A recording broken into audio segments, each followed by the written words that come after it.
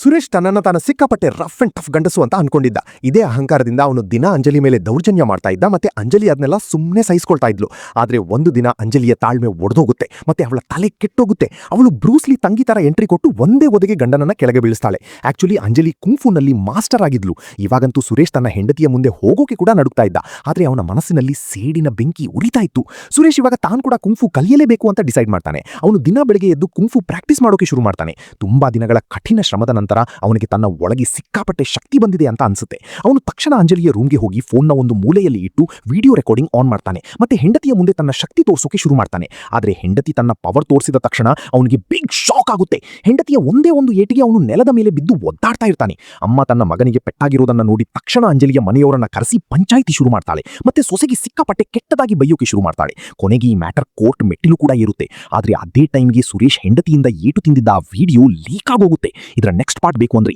ಈಗಲೇ ಕಮೆಂಟ್ ಮಾಡಿ.